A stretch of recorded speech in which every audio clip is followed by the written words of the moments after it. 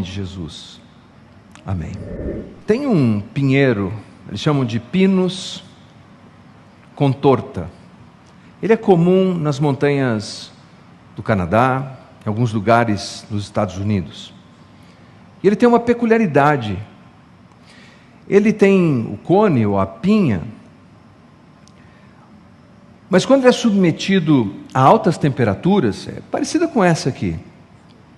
Quando submetido a altas temperaturas, a um calor muito intenso, até mesmo um incêndio florestal, o cone, a pinha, por um projeto divino, funciona como se fosse uma granada, Joel. E ele explode, estoura. E as sementes são arremessadas em várias direções. E o que acontece? Acontece que aquilo que traz a destruição, a alta temperatura, que queima a floresta, que destrói as coisas, é exatamente o mecanismo que Deus utiliza para reflorestar aquele ambiente. E quando eu li sobre isso, eu fiquei pensando, se a vida não é assim, especialmente a vida cristã, nós enfrentamos oposição, perseguição, tribulação, a temperatura sobe, e quando a temperatura sobe, nós pensamos, alguma coisa está errada, porque eu estou desejando servir a Deus, eu quero servir a Cristo, eu quero estar no caminho de Cristo, de repente, as dificuldades se tornam tão intensas, mas Deus projetou em nós, em cada um de nós, a capacidade de dar mais frutos ainda em tempos de tribulação, de oposição e de perseguição. Essa é a jornada que nós encontramos nas páginas da Bíblia. Veja só, esse evangelista chamado B.R. Lakin, de West Virginia, ele costumava dizer o seguinte: há 3 maneiras de você viver sem enfrentar oposição, perseguição e tribulação. 3. E talvez você desejaria saber quais são. Eu vou te dizer. Primeiro, não aprenda nada. Segundo, não tenha nada. Terceiro, não faça nada. E você não vai ter perseguição, oposição e tribulação. Mas isso não é viver. Viver é enfrentar todos os desafios que a vida nos traz e, de alguma maneira, cumprirmos a nossa missão nessa terra. Porque nós não estamos aqui por um acidente. Cada um de nós que cremos em Deus, cremos em Jesus, cremos na palavra de Deus, nós estamos aqui para cumprirmos uma missão, uma jornada. Se ainda estamos aqui desse lado da eternidade, nós temos uma missão para cumprir. Você se lembra da criação de Adão, a primeira estirpe humana, o primeiro ser humano que foi criado?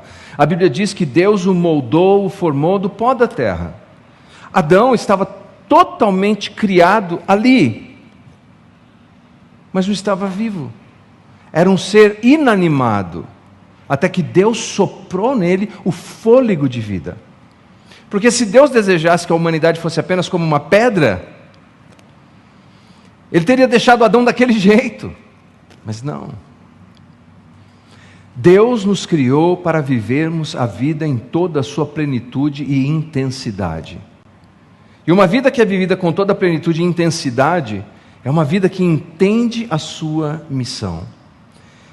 E há um dado biográfico de Paulo e Barnabé que nós encontramos no livro de Atos, que nos ensina sobre como é que enfrentamos tudo isso. Como é que prosseguimos cumprindo a nossa missão, mesmo quando enfrentamos adversidades. Eu convido você a abrir no livro de Atos, no capítulo 14, e nós vamos ler a partir do 1º versículo. A leitura é um pouquinho extensa, mas eu peço a sua atenção. Não divida a sua atenção nesse momento, porque nós tiraremos 4 lições importantes para a nossa vida desse texto inspirado da palavra de Deus. Atos capítulo 14, a partir do 1º versículo. Em Icônio, Paulo e Barnabé também foram à sinagoga judaica e falaram de tal modo que muitos creram, tanto judeus como gentios. Alguns dos judeus que não creram, porém, incitaram os gentios e envenenaram a mente deles contra Paulo e Barnabé. Ainda assim, os apóstolos passaram bastante tempo ali, falando corajosamente da graça do Senhor, que confirmava a mensagem deles, concedendo-lhes poder para realizar sinais e maravilhas. Com isso, o povo da cidade ficou dividido. Alguns tomaram partido dos judeus e outros dos apóstolos. Então um grupo de gentios, judeus e seus líderes resolveu atacá-los e apedrejá-los. Quando os apóstolos souberam disso, fugiram para a região de Licaônia, para as cidades de Listra e Derbe e seus arredores. E ali anunciaram as boas novas. Enquanto estavam em Listra, Paulo e Barnabé encontraram um homem com os pés aleijados. Ele sofria desse problema desde o nascimento e, portanto, nunca tinha andado. Estava sentado e ouvia Paulo pregar. Paulo olhou diretamente para ele e, vendo que ele tinha fé para ser curado, disse em alta voz: "Levanta-se!" O homem se levantou de um salto e começou a andar. A multidão, vendo o que Paulo havia feito, gritou no dialeto local: "Os deuses vieram até nós em forma de homens." Concluíram que Barnabé era o deus grego Zeus e Paulo o deus Hermes, ou Mercúrio e Júpiter, pois era ele quem proclamava a mensagem. O sacerdote do templo de Zeus, que ficava na entrada da cidade, trouxe touros e coroas de flores até as portas da cidade, pois ele e a multidão queriam oferecer sacrifícios aos apóstolos. Quando Barnabé e Paulo ouviram o que estava acontecendo, rasgaram as roupas, correram para o meio daquele povo, gritando: "Amigos, por que estão fazendo isso? Somos homens como vocês.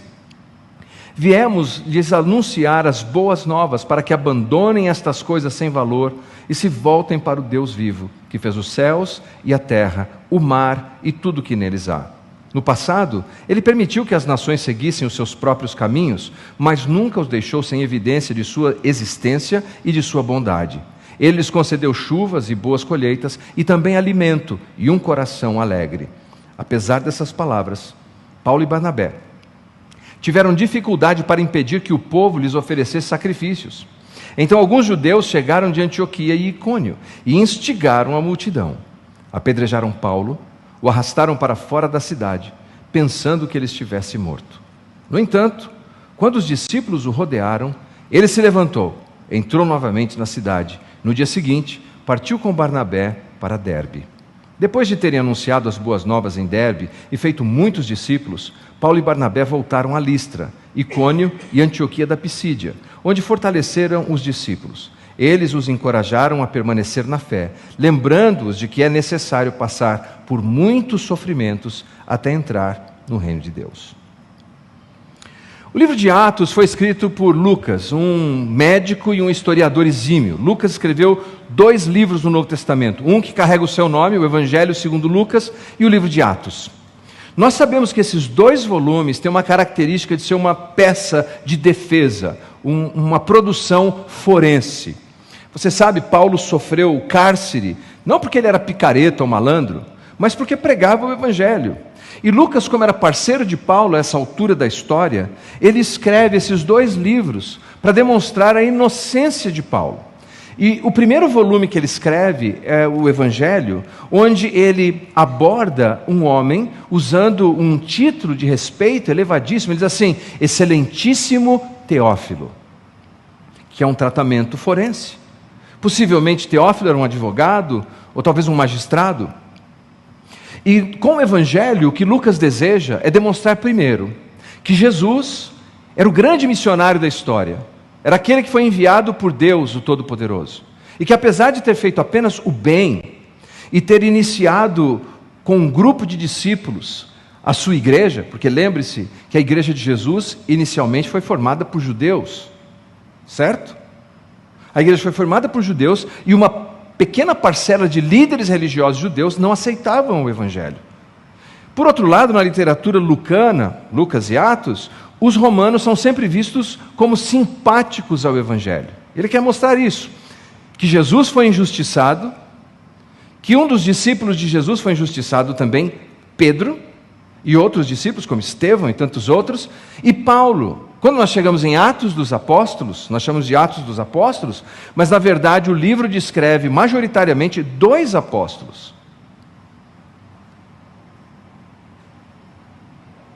Pedro, Paulo. A primeira parte do livro fala de Pedro, dos sinais e como ele foi perseguido. A segunda parte do livro fala de Paulo, como Paulo foi perseguido. Eu falei certo, gente? Primeira parte Pedro, segunda parte Paulo. Ok, obrigado. Então, inicialmente, a igreja de Cristo era formada por... Eles não sabem, vocês perceberam? Eles estão na dúvida. Mas prestem atenção, porque eles sabem aqui. Inicialmente, a igreja de Cristo foi formada por judeus. Mas uma parte desses judeus, os líderes religiosos, continuamente incitavam contra Jesus, o primeiro grande missionário. A Bíblia diz o que no Evangelho de João a respeito de Jesus? Que ele foi enviado pelo seu próprio Pai. Então, no decorrer desses textos e no livro de Atos, Lucas vai demonstrar isso, que Paulo está sofrendo por ser apenas um missionário de Cristo. E é tão importante entendermos isso, porque nós pensamos algumas vezes que se estamos fazendo a vontade de Deus, nós não sofreremos problemas, nós não enfrentaremos dificuldades. Aliás, há igrejas que dizem isso, mas isso não é verdade. E no capítulo 14, que lemos há pouco, nós vemos essas 4 lições que nos ajudam a entender como é que Paulo e Barnabé, eles suportaram tanta tribulação, oposição, perseguição. Como é que eles continuaram tendo uma vida frutífera, apesar de tanta dificuldade? Eu gostaria de propor 4 lições nesse texto. Primeiro, missão. O escritor Martin Henry disse corretamente que o Espírito de Cristo é o Espírito de missões. João 3,16, um dos versículos mais conhecidos da Bíblia. Ele aparece com a plaquinha nos Jogos Olímpicos, ele aparece na Copa do Mundo, sempre tem alguém segurando uma plaquinha com João 3,16. É um dos mais conhecidos, que diz...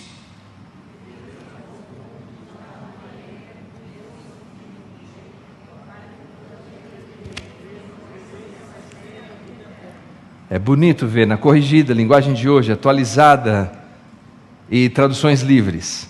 A essência é, Deus amou o mundo, que Ele enviou o seu Filho. Jesus foi o primeiro missionário, e Jesus treinou seus discípulos por 3 anos e meio, para que eles fossem missionários.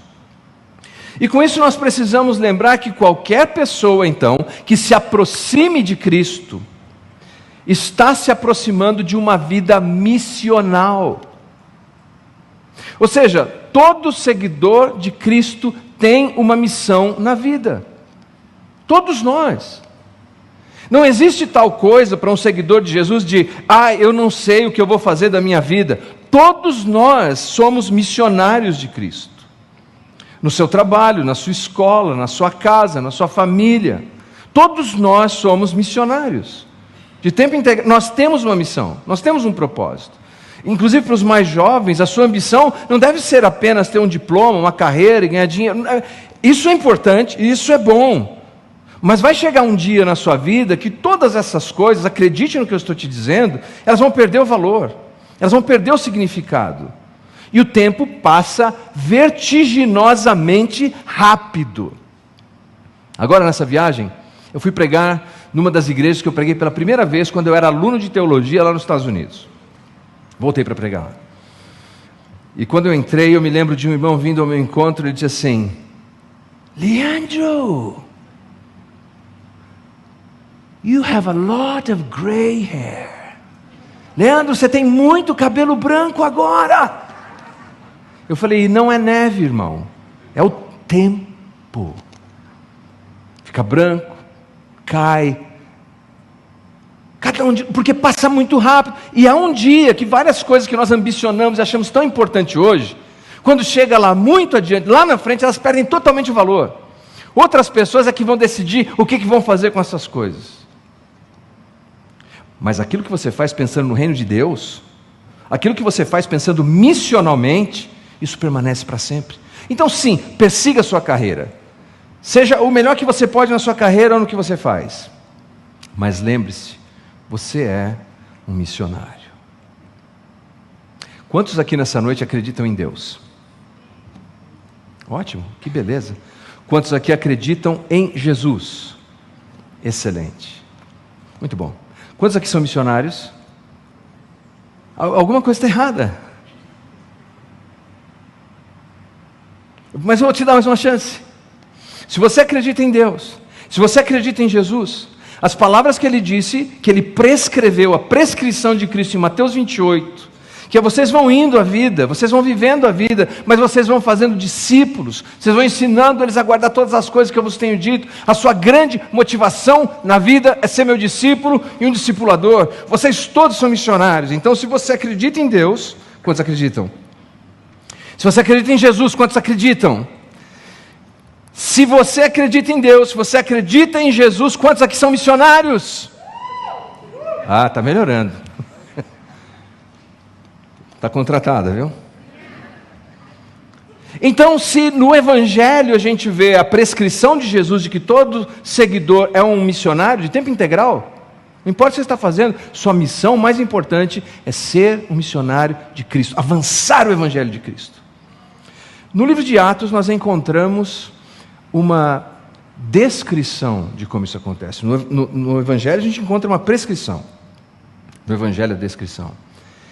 Nós vemos, por exemplo, que Paulo começa a sua missão no capítulo 13, indo para Antioquia da Psídia, e depois ele desce em direção a Icônio, e depois de Listra, e depois Derbe.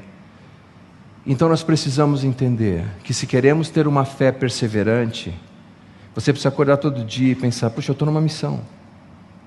A minha vida é uma missão.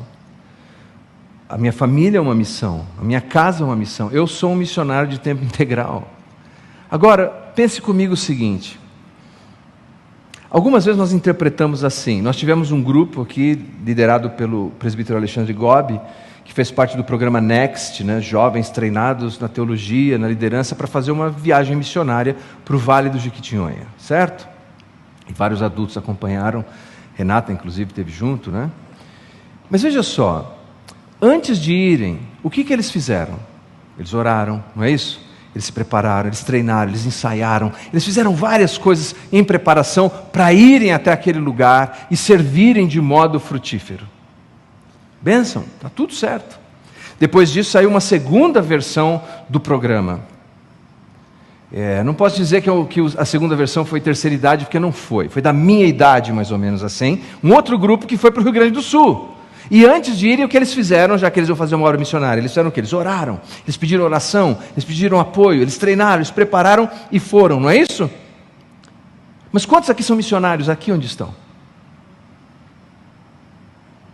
Então aqui você deve orar, aqui você deve se preparar, aqui você deve se concentrar e buscar ajuda se você precisa. Se você sente que a sua mão está fraca, seu joelho está vacilante, e você está perdendo aquele punch, aquela vontade, você precisa buscar ajuda. Porque você tem uma vida em missão aqui e agora.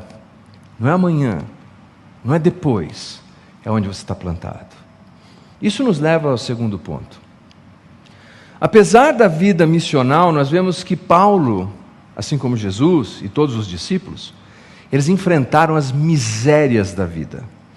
A palavra miséria, etimologicamente, não significa simplesmente escassez econômica, mas significa infortúnio, falta de fortuna, ou lidar com situações adversas, ou com pessoas difíceis. Sabe quando aconteceu? Aquele miserável ainda veio aqui em casa.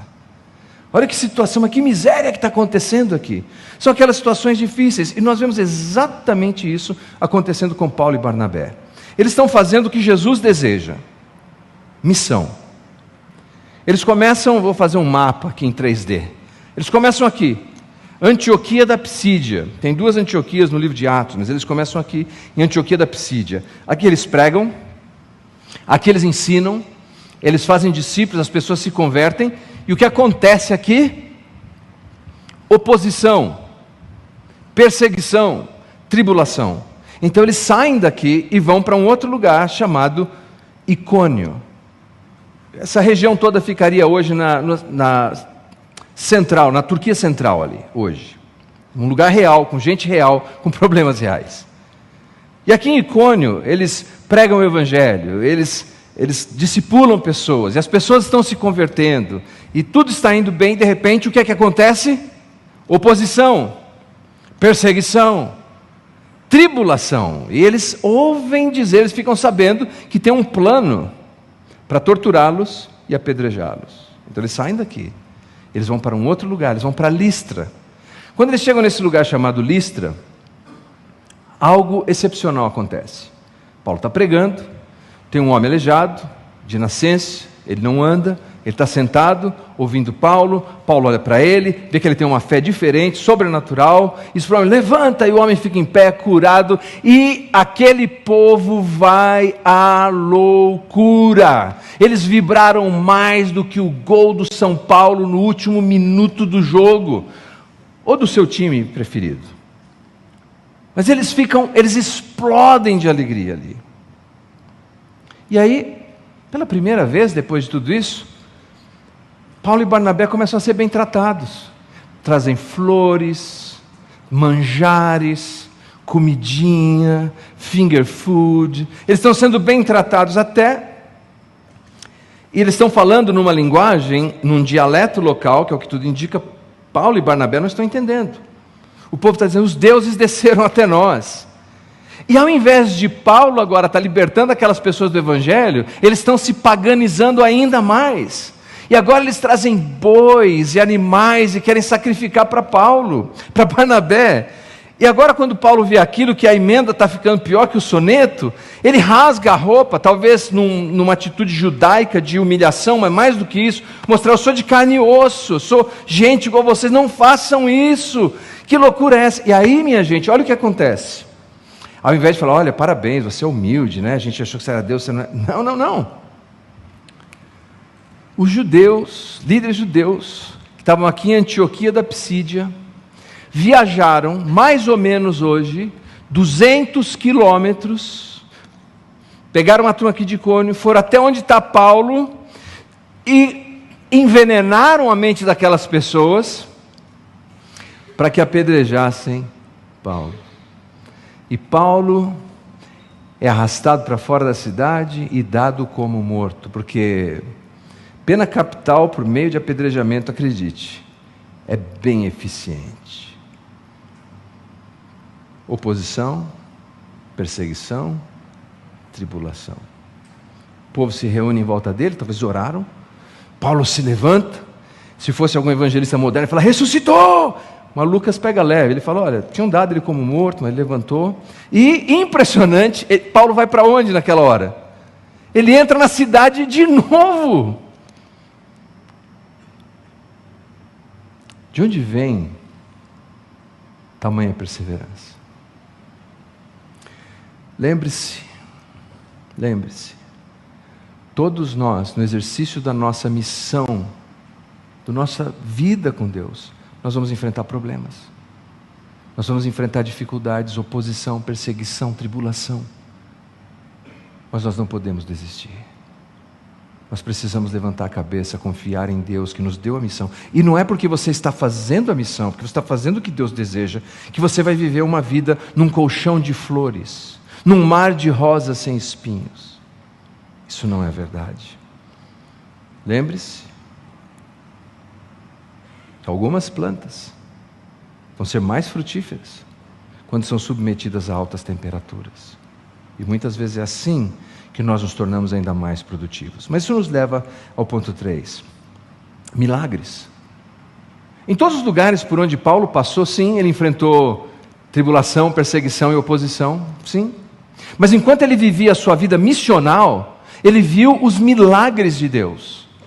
Por exemplo, um dos grandes milagres, conversão. Em todo lugar, apesar de tudo isso, as pessoas se convertiam ao Evangelho. Mais do que isso. O que dizer ainda de Paulo ficar sabendo que tinham planejado que iam apedrejá-lo, torturá-lo? Ele ficou sabendo. Como? Por uma providência divina. De alguma maneira, chegou até ele a notícia. Isso é um milagre de Deus. Os milagres de Deus não são apenas aqueles fantásticos que nos causam grande impacto. Os milagres de Deus são diversos, inclusive os milagres providenciais de cada dia. Sim, os excepcionais também, como o homem que levantou da cadeira, mas não apenas isso. É o sol que brilha de manhã, é a oportunidade que surge, é um amigo que te manda uma mensagem, é alguém que te encoraja, alguém que bate no seu ombro e diz, não desista, é alguém que vem ao seu encontro, te dá aquele sorriso ou um abraço fraterno e você se sente renovado. É o pão de cada dia na mesa, é uma nova oportunidade, é uma fé que desperta no seu coração, uma ousadia que você não tinha visto ainda acontecer na sua vida, e você diz, eu nem sei como eu consegui fazer aquilo. É milagre, é Deus contigo, no meio das misérias da vida, enquanto você enfrenta os miseráveis. Isso nos leva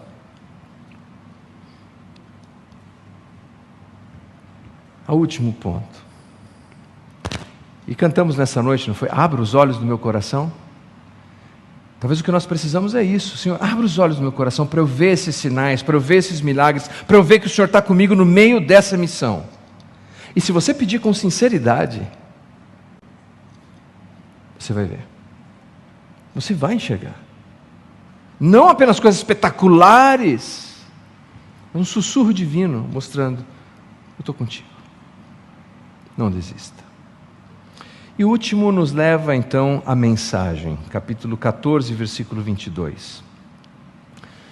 Depois de passar tudo isso, Paulo agora, juntamente com Barnabé, ele faz a viagem inversa, e ele vai voltando para Listra, para Icônio, para Antioquia da Psídia, porque ele tem uma mensagem para aquelas pessoas. Aquelas pessoas estavam sofrendo oposição, perseguição, tribulação, e ele fala, eu tenho que dar uma mensagem para eles. E a mensagem que ele vai dar é uma mensagem que ecoa a sua própria experiência, a sua própria vida.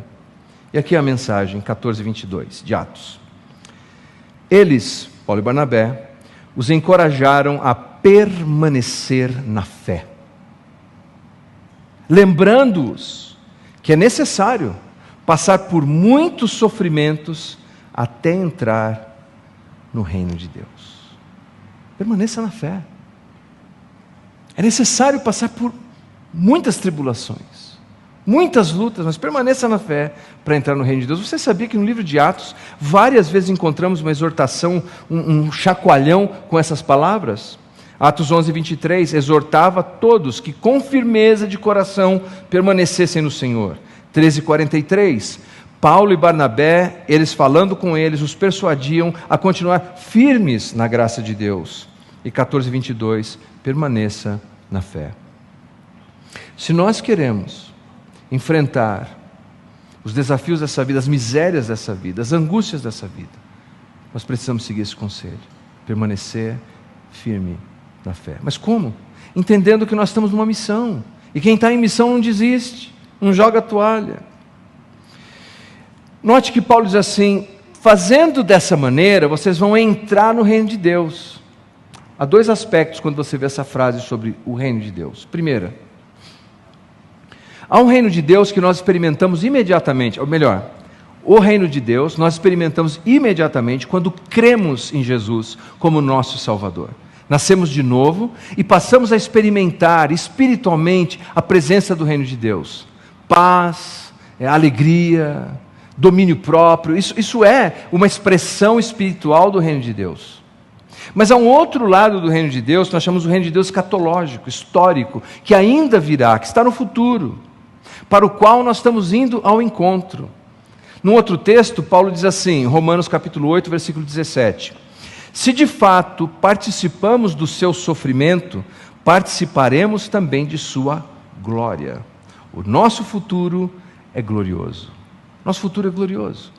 Quando então as enfermidades passarão, quando nós não mais envelheceremos, nossos corpos serão glorificados, os que morrem em Cristo serão ressuscitados, quando nunca mais ninguém precisará de botox, nós estaremos totalmente renovados. Esse dia virá. É um dia escatológico. Então nós experimentamos a paz, a esperança, a força do reino de Deus agora. Seguimos por meio das nossas tribulações até aquele glorioso dia, quando desfrutaremos da concretização do reino de Deus. Talvez você esteja vivendo altas temperaturas. Talvez você esteja. E você pensa, puxa, eu quero servir a Deus, eu estou desejoso de servir a Deus, e parece que tudo vem ao contrário, tudo é difícil. Foi difícil para Jesus. Foi difícil para Pedro.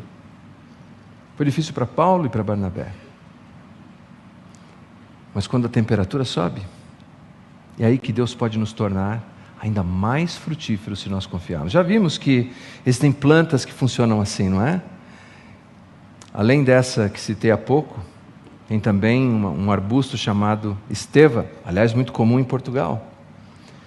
Ela é uma planta interessante porque ela vai distribuindo as sementes, elas vão caindo no solo e a semente fica ali, debaixo do solo, da terra, por meses, às vezes por anos. Mas quando acontece, por exemplo, uma queimada ou altas temperaturas, aquela semente que estava dormente desperta e ela passa a germinar rapidamente e produz mais plantas, sabe? Algumas vezes a razão por que nós estamos vivendo a nossa tribulação é para ver se aquelas sementes que adormeceram em nós finalmente despertem e passem a dar mais fruto. Porque hoje se fala tanto de fé, mas muitas pessoas têm fé nas circunstâncias. A nossa fé não está nas circunstâncias. A nossa fé está em Deus. E isso faz toda a diferença. O meu desejo para você e para mim, para as nossas vidas, é que nós tenhamos uma fé perseverante. Não vacilante, perseverante. Vamos colocar em pé.